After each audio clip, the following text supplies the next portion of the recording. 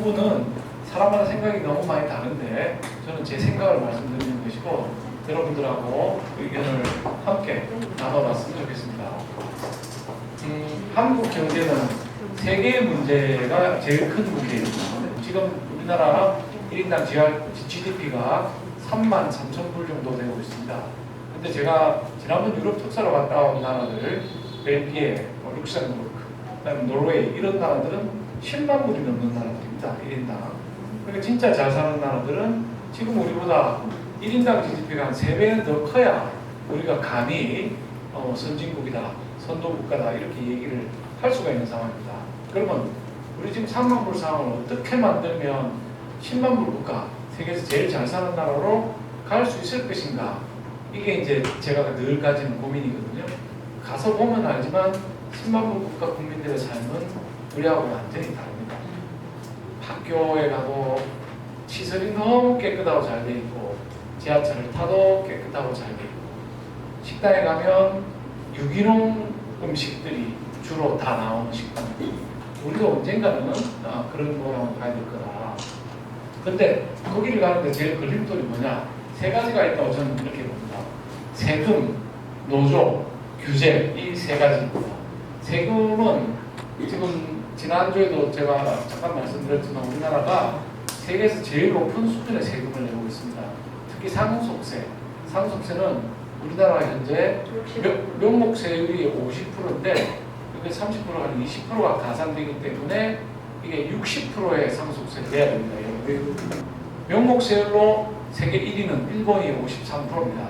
우리나라 명목세율은 50%인데 할증이 20%라는 게 있습니다. 대주주 할증 20%가 붙으면 60%가 돼가지고 실질적으로 세계에서 제일 높은 상증세, 상속세와 증여세를 내는 나라입니다. 그 다음에 법인세. 법인세도 우리나라가 세계에서 제일 높은 수준에 속합니다. OECD 평균 21.5%인데 우리나라는 25%뿐만 아니라 거기 지방세하고 교육세가 붙어가지고 27.5%를 법인세로 내야 되는 지금 상황입니다. 실제로 세율을 비교해보면 소득세, 법인세, 상속, 증여세, 종부세는 다른 나라는 없는 세금이고 재산세도 마찬가지고 이게 전부 세계 최고 수준임에도 불구하고 그걸 지금 손을 못 대고 있는 이런 상황이고 지난주 목요일날, 이번 주 목요일날이죠. 목요일날 추경호 총리가 세제 개편안이라는 걸 발표를 했습니다. 신문에 이제 많이 났는데 일부 세금을 깎아주는 정도의 아닙니다. 확 바꾸지를 못합니다. 왜냐? 우리가 115석, 3분의 1밖에 못 가진 국회이기 때문에 확 바꾸는 것이 불가능한 이런 상황이죠. 그래서 상증세를 좀 바꾸긴 바꿨는데 상속세 세율을 낮추지는 못했습니다. 못하고 가업 상속이라고 해서 회사를 운영하는 사람이 갑자기 돌아가시게 되어서 자녀한테 물려주는데 여기도 세금을 아까 말씀드린 60%를 딱 때리니까 이 상속이 안 되고 회사를 뺏기는 겁니다. 그래가지고 뺏긴 회사들이 중국에 팔아버린 회사들이 우리가 여러 개 있습니다. 세계 최고의 세율을 갖고 있으니까 기업들이 어떻게 하느냐? 우리나라에 투자를 안 해요. 삼성전자 예를 들어 봅시다. 삼성전자가 분기에 7조 원의 순수익을 내 순이익을 냅니다. 1년이면 28조 원의 순이익을 내는 게 삼성전자입니다. 자, 계산하기 쉽게 30조라고 치자. 30조라고 치면은 우리나라에서는 법인세를 25%를 냅니다. 법인세만 25%. 그런데 아일랜드라는 나라가 있지 않습니까? 요새 유럽에서 뜨고 있는 아일랜드는 딱 절반인 12.5%의 법인세를 내고 있습니다. 삼성전자가 이재용이가 마음먹고 전자의 본사를 지금 경기도 수원에 있는데 경기도 수원에 있는 본사를 아일랜드의 수도 더블린으로 옮겼다. 만약에 옮겼다. 이러면 가만히 앉아서 12.5%의 수익을 봅니다. 그게 얼마냐? 3조 6천억입니다. 3조 6천억을 보려면 핸드폰 몇 대 팔아야 내 계산이잖아요. 100만 원으로 쭉 나누면 수만 대 팔아야 조당이 돈을 벌 수가 있는 거죠. 그런데 새로운 회사를 하는 사람들은 생각을 해보세요. 25% 법인세 내느니 12% 내는 12.5% 내는 아일랜드로 가겠다. 이렇게 될 가능성이 있는 것이죠. 그 다음에 상속도 생각해야 되는데 상속세는 0%거든요. 싱가포르도 0%, OECD 국가 37개 중에서 15개 나라가 상속세가 아예 없습니다. 우리는 아까 60% 낸다고 했잖아요.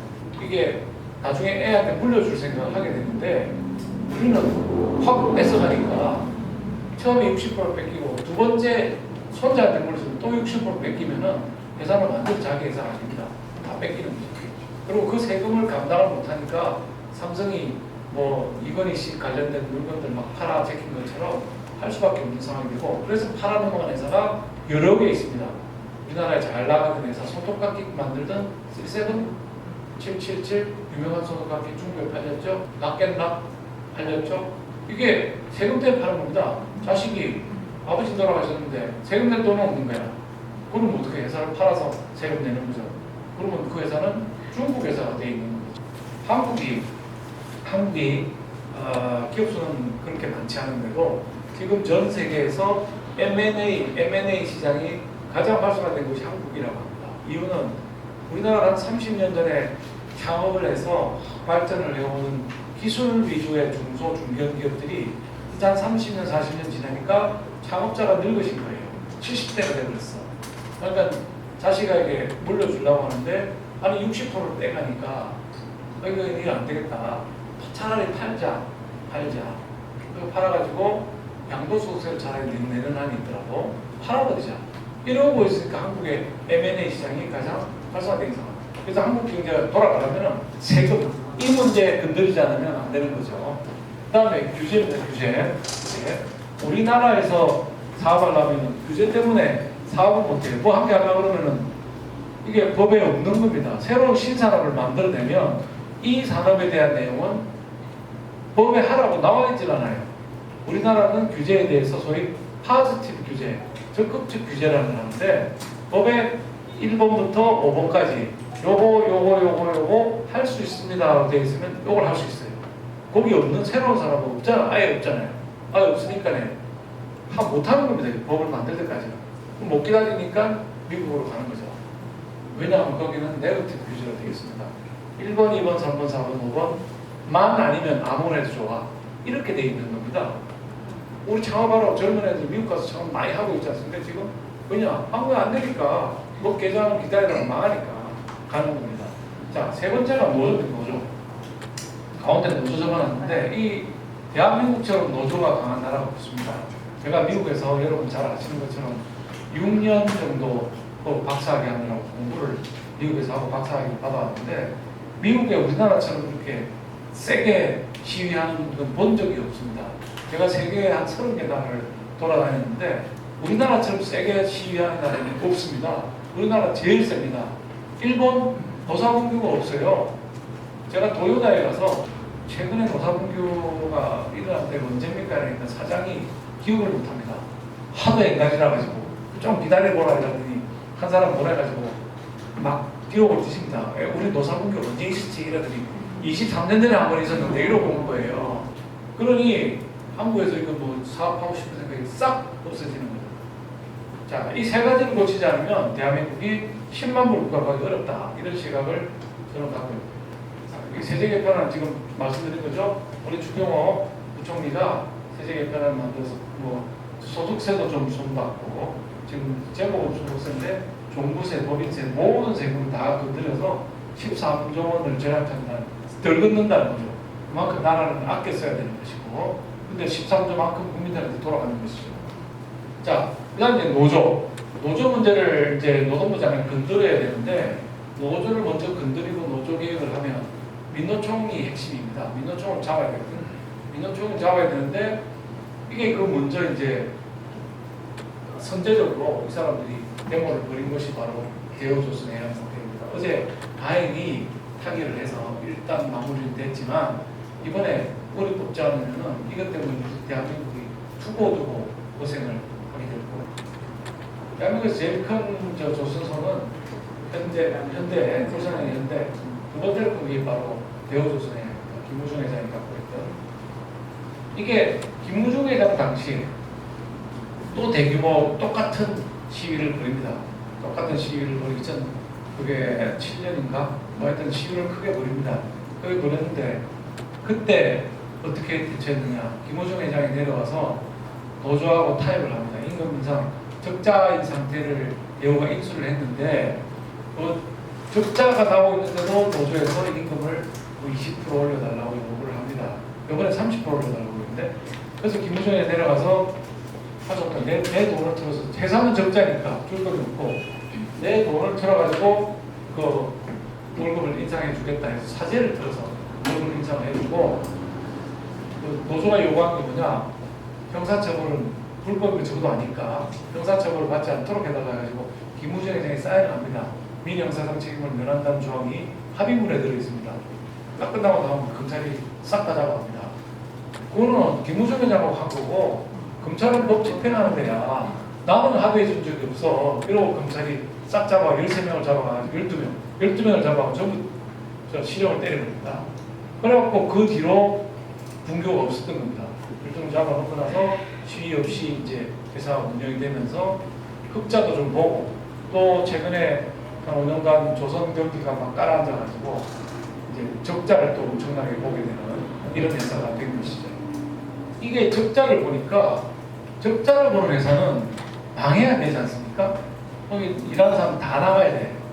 근데 이게 대우조선해양이 너무 큰 회사인데다가 조선업이라고 하는 게 국가기관사람입니다. 좀 어렵더라도 유지하고 배를 만들어내야 되고 대우조선해양은 또 이제 저걸 많이 만들거든. 우리 군용 선박을 많이 만드는 것이기 때문에 이걸 망하게 할 수는 없다. 이래서 정부가 들어가서 공적 자금, 즉 여러분 내서 세금, 내가 낸 세금, 내주가 낸 세금으로 도와준 돈이 12조 5천입니다. 13조 어마어마한 돈입니다. 진짜. 즉 대우조선해양에 근무하는 사람들이 받아온 월급은 우리 세금에서 지금 나간 게 13조라는 얘기입니다. 계속 적자를 보니까 회사가 계속 적자를 보니까 뭐 월급을 줄 수가 없잖아요. 그래서 세금에서 월급을 지금까지 주고 있는 겁니다. 지금까지. 근데 이렇게 13조나 나라돈 들어갈 정도로 매년 적자를 보고 금년 상반기에만 5천억의 적자를 봤습니다. 금년 1사분기에도 5천억 원의 적자를 봤는데 거기다 대놓고 임금을 30% 인상해다가 이거 말이 안 되는 거 아닙니까? 그거 무슨 얘기냐? 국민들이 낸 세금에서 내 월급 30% 더 줘. 뭐 이것밖에 안 되는 거죠. 이게 지금 이 현실입니다. 자, 대우조선해양이 최근 10년 동안 적자는 7조 2,354억 원. 이 적자를 정부가 다 내가지고 월급을 주려고 하니까 나라에서 들어간 돈은 이렇게 13조 가까이 돈 들어간 거예요. 못 없앤 이유는 워낙 근로자가 많아서 지역 경제 타격이 크고 이제 군용, 참수요 뭐 이런 거 있지 않습니까? 우리 배 이런 걸 여기서 만든다는 거예요. 그러니까 이 대우는 또 저기 잠수함은 또 여기서 만든다고 합니다. 그 군용 물품을 만드는데 망해버리면 골치 아프니까 살려놨는데 그 살려놓은 대가는 너무 큰 거지. 13조나 들어갔으니까. 그래서 이게 이제 그 배를 두 양쪽을 만들어가지고 그 양쪽 만드는 배에 배가 이게 엄청난 LNG선이라서 높이가 엄청나게 높습니다. 근데 여기 올라가가지고 이제 플래카드를 걸어놓고 임금 30% 인상 안 해주면 일 안 하겠다. 배가 요 뒤에 제1도크인데 제1도크 뒤에 6척의 배가 지금 만들어져 있는데 이걸 빨리 물에 진수라고 그러죠. 물에 띄어가지고 새는 데 문제 보고 이때는 넘겨줘야 됩니다. 주문한 나라들에. 근데 요 앞에 딱 막아서 가지고 뒤에 배를 진수를 못 시키고 있는 겁니다. 지금 제1도크에서. 그래서 넘겨주는 날짜가 늦어지니까 지연 배상품도 자꾸 하루가 지날수록 올라가는 거예요. 한 달에 뭐 500억 정도가 이제 지연 배상품으로 나가야 되는 460억이 나가야 되는 그런 상황을 초래하면서 자기 월급을 올려달란다는 말이에요. 행안부 장관하고 노동부 장관하고 경찰청장하고 헬기를 타고 내려가서 대화를 시도했고 그 다음 날은 다시 노동부 장관이 혼자 내려갑니다. 그래서 이제 타협을 해가지고 임금 4.5% 인상해 주는 대로 타협을 해서 나왔습니다. 합의를 해서 나왔는데 나왔다 하더라도 검찰은 검찰 일을 해야 된다. 이거 불법 시위니까 정부 시위야. 업무방해도 했고요. 왜 업무방해냐? 이 사람들 120명이에요. 지금 시위를 하고 있어요. 120명. 6명이 후보에 올라가 있고 이 사람들이 누구냐? 대우조선해양 직원이 아니야. 대우조선해양의 협력업체, 하청업체 직원들입니다. 근데 하청업체는 대우조선해양보다 상태가 더 안 좋아. 적자는 물론이고 벌써 뭐 7개가 9개 회사가 파산해서 도산을 해버렸어요. 이 사람들이 대우조선해양의 직원이 아니고 협력 자청회사의 직원입니다. 그러면 법인격이 완전히 다른 거예요. 우리나라 법은 자본주의, 자유민주주의 국가이기 때문에 법대로 해도 법대로 하면 이 상법, 민법에서는 법인격이라는 게 제일 중요합니다. 법인격이 다르면 회사가 다르면 너무 회사 가서 돈 달라고 하면 안 되는 거예요. 법인이 다른데. 근데 이 사람 지금 하고 있는 이 민법 34조에 정면으로 반하는 거죠. 법인이 권리와 의무의 주체가 되는 겁니다. 법인이. 그 법인격입니다. 법인격. 근데 법인격이 다른 모회사 대우조선해양. 근데 대우조선해양 보면 돈이 하나도 없어. 적자가 뭐 7조 몇 천이 났으니까. 그러니까 그 후에 거기에다 남은 또 세금을 내주는 산업은행 회장이 내려와서 돈 내놔라. 이거 아닙니까? 그럼 몇 간을 건너가지고 법인격을 자기 회사 아닌 그 위에 본회사, 그 위에 돈 내는 산업은행 보고 돈 내라고 하는 거는 자본주의의 근간을 완전히 흔드는 일이다. 이렇게 볼 수가 있는 것입니다. 이게 대우조선해양이 큰 회사다 보니까 우리가 파산을 못 시키고 있는 거예요. 아무리 큰 회사라도 문제가 생기면 현대는 넘기면 됩니다. 삼성중공업은 넘기면 돼. 부적자 개선하는 회사는 자꾸 세금 10조, 20조 넣어서 살릴 필요가 없다. 저는 그렇게 봅니다. 민노총이 이게 세종 광화문에서 치유할 때 찍은 사진인데 무슨 주제로 합니까? 민노총 입장 걸는데 이게 탄핵된데 박근혜 탄핵 즉각 퇴진 이렇게 지금 주장하고 있습니다. 민노총이 이런 거 하고 있는 조직이냐? 민노총이라고 하는 노조, 상부 노조지 않습니까? 상부 노조에 가입한 개별 노조들이 있는데 그 노조의 조합원들이 개별 노조에 돈을 내고 이 개별 노조가 민노총에 돈을 내거든요. 그러면 공장에서 일하는 조합원은 돈을 노조에 왜 냈느냐? 내 근무 조건, 내 근무하고 있는 직장, 여기 근무 조건을 좀 밥을 좀 잘해달라든지 월급을 좀 올려달라든지 기숙사가 비가 세니까 좀 고쳐달라든지 이런 근로 조건을 향상을 위해서 존재하는 게 노조입니다. 근데 근로 조건하고 아무 상관없이 정치하러 가서 박근혜 대신 탄핵하라고 하는 민노총은 노조 조합원이 낸 돈을 낼 때 그 뜻하고 전혀 상관없는 짓을 하고 있는 거거든요. 지금 대한민국을 세금 노조 규제를 개혁하지 않으면 다시는 대한민국의 기회가 없다. 3만 불 밑으로 떨어질 수도 있습니다. 10만 불 가는 건 고사하고. 자, 이런 얘기들을 제가 오늘 말씀드렸는데 주제는 핵심 주제는 세금 노조 규제 이 세 가지가 앞으로 대한민국의 가장 큰 문제다. 이 밑에 또 문제도 잔뜩 있습니다. 뭐 교육이 어떻고 뭐 다 있는데 교육도 어느 세월에 바뀔지 모르겠고 제일 중요한 거는 세금 노조 규제 이 세 가지는 윤석열 정부에서 반드시 바로 잡고 가야 대한민국이 살 수 있다. 저는 이런 생각을 이렇게 말씀을 드립니다.